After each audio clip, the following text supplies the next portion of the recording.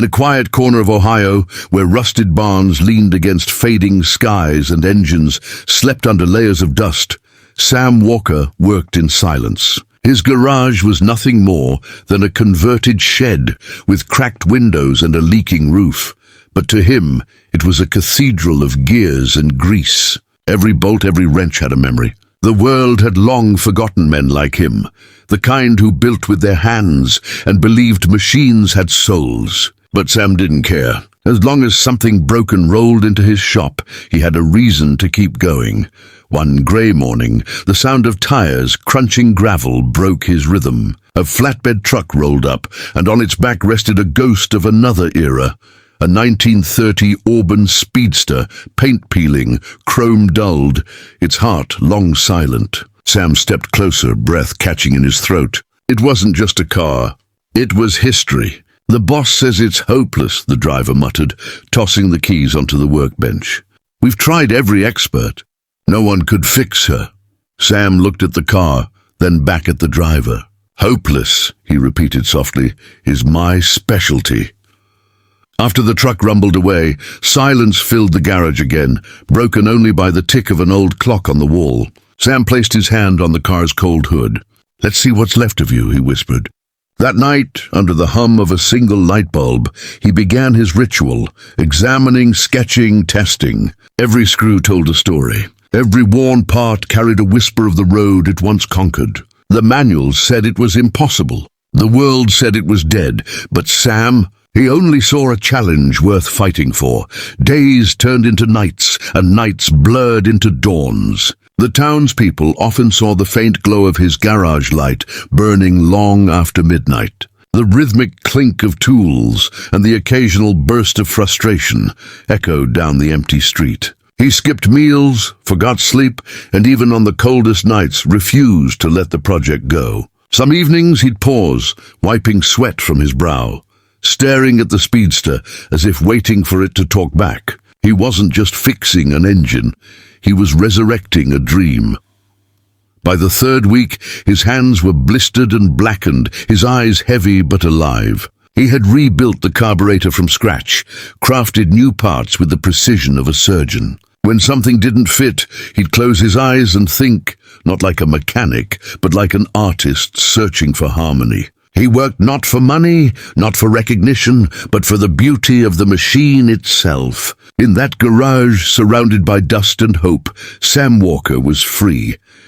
One dawn, after another sleepless night, the world outside was painted gold by the rising sun. Sam tightened the last bolt, his hands trembling from exhaustion. He stood back, staring at the Auburn like a man looking at his own reflection. Then slowly he turned the ignition key. At first, nothing, just silence. A breath held by the universe, then a cough, a spark, and suddenly the engine roared to life, deep and smooth like thunder waking from a long dream.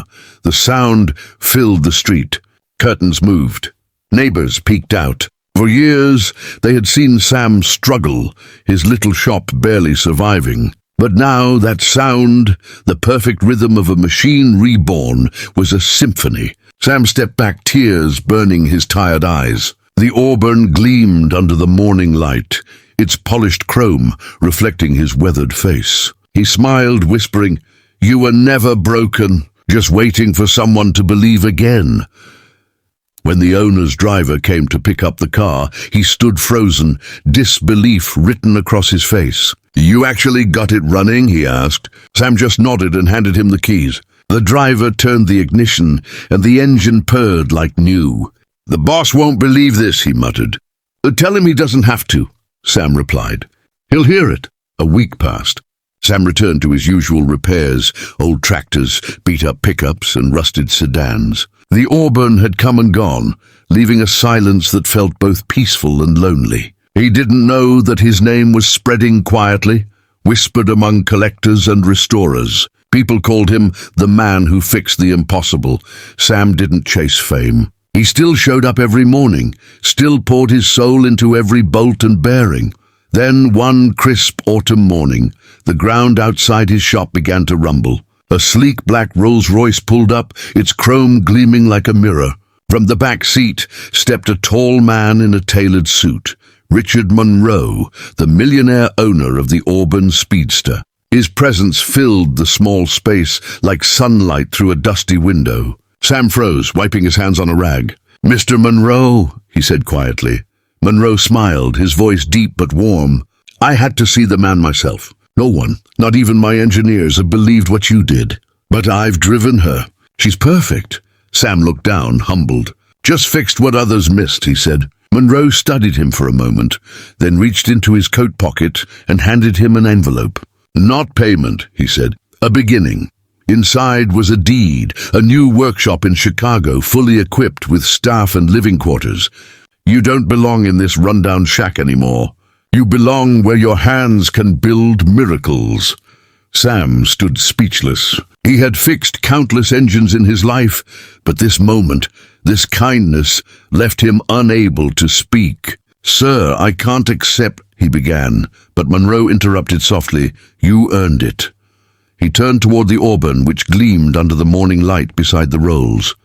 "You gave her life again. Maybe now you can give yourself one too." When the millionaire drove away, Sam stood alone for a while, staring at the gift in his hands. The wind carried the faint echo of the Auburn's engine down the road, smooth, powerful, alive. He smiled, his reflection shimmering in the window of his tiny garage. For the first time in years, the man who fixed broken things realized he wasn't broken either. That evening, as the sun dipped behind the hills, Sam packed his few belongings. His old sign, Walker's Auto Repair, came down, replaced with a small piece of metal he carved himself, Walker Restoration Works. He turned off the lights, took one last look at the place that had been his world, and whispered, "Thank you." When he arrived in Chicago weeks later, the new shop stood waiting, bright, modern, filled with possibilities. Sam ran his hand along the polished floor, his reflection clear beneath him. And as he heard the distant hum of engines outside, he smiled again. The poor mechanic who once worked alone in a crumbling garage had not just restored a car, he had rebuilt his destiny. The morning light spilled gently across the cracked pavement of Walker's auto shop. Dust danced in the golden air as Sam Walker finished tightening the last bolt on an old Ford truck. He didn't hear the purr of the approaching Rolls-Royce until it came to a stop right outside his garage. It wasn't the kind of car that visited this part of town, not with its polished chrome and deep black paint glinting like onyx in the sun. Sam wiped his hands on a rag, squinting toward the road. Then the back door opened, and out stepped Richard Monroe, the millionaire who owned the legendary 1930 Auburn Speedster. Sam's heart gave a startled thump. The Auburn had left months ago, roaring out of his life like a dream. Now seeing Monroe again, sharply dressed in a grey suit that looked more expensive than Sam's entire garage, brought it all rushing back.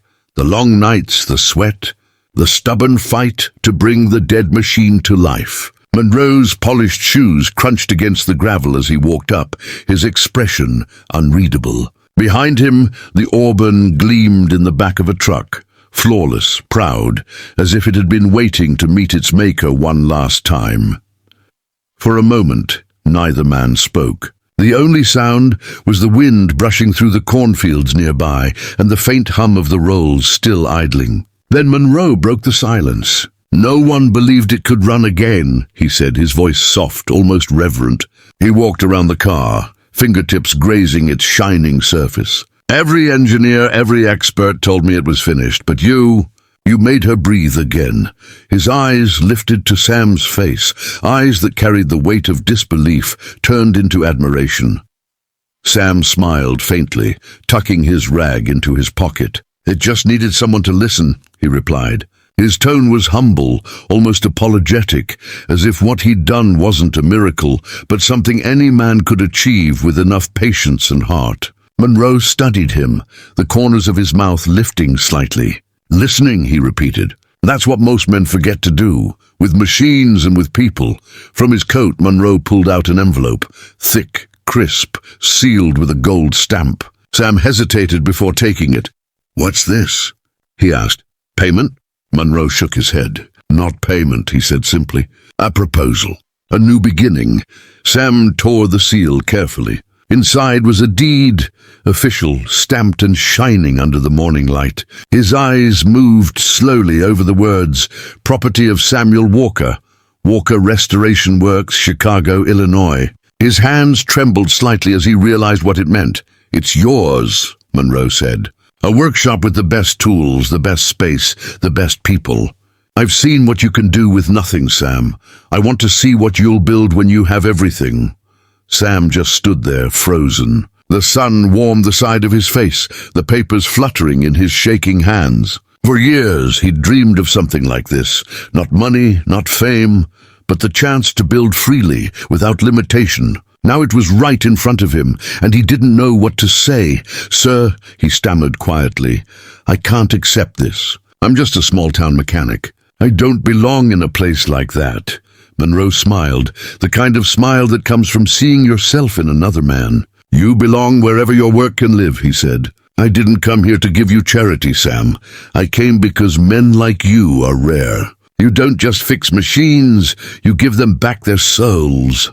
Sam swallowed hard, words caught in his throat. The weight of his years, the long nights, the doubts, the loneliness, pressed on him like a heavy coat. Then slowly he nodded. If I go, he asked, voice rough, will I still be the same man? Monroe looked toward the Auburn, its mirror finish catching both their reflections. Maybe not, he said softly, but maybe that's a good thing. They stood there for a long while, two men from different worlds connected by the heartbeat of an engine. Then Monroe turned to leave. The address is on the back, he said. The shop's already waiting for you. He paused, looking back one last time. Oh, and Sam, he added with a faint smile, don't keep her waiting too long. The city needs men like you. When the Rolls-Royce rolled away, the echo of its tires faded down the lonely road. Sam stood still, the envelope in his hand, the Auburn's glimmer still burning in his eyes. He turned toward his small garage, its sagging roof, the chipped paint, the old sign that read Walker's Auto Repair. It had been his home, his world. But suddenly, it looked smaller than he remembered. The future Monroe offered wasn't just new. It was alive with possibilities. That evening, Sam worked late one last time. He cleaned his tools, lined them neatly on the bench, and stared at the bare walls that had seen his life unfold. Every dent, every oil stain was a chapter. He ran his fingers across the scarred wood of the work table and whispered, "Thank you." The single light bulb above flickered, like it understood. Outside, the night was calm, carrying with it the faint hum of memory. By morning, he packed his few belongings into an old pickup. Before leaving, he nailed a small sign on the door, "Closed for restoration." The irony made him chuckle. As he drove away, the town faded behind him. The diner, the church steeple, the kids on bicycles who always waved when they passed his shop. Ahead lay Chicago, vast, unknown, alive. He wasn't afraid. For the first time, the road ahead didn't feel like a journey away from something, but towards something greater.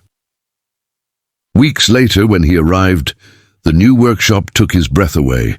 Glass walls, polished floors, modern equipment that gleamed like silver under industrial lights. His name, Walker Restoration Works, stood proudly on the front sign. He stepped inside and exhaled slowly, the sound echoing in the open space. The silence wasn't empty. It was full of promise. He could almost hear engines whispering from the corners, waiting for him to bring them back to life.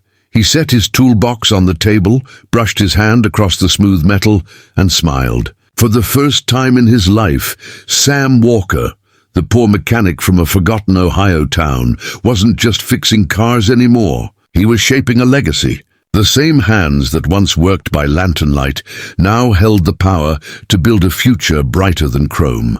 And somewhere far away, a millionaire smiled to himself, knowing that he hadn't just restored a car that day, he had restored a man's belief in himself.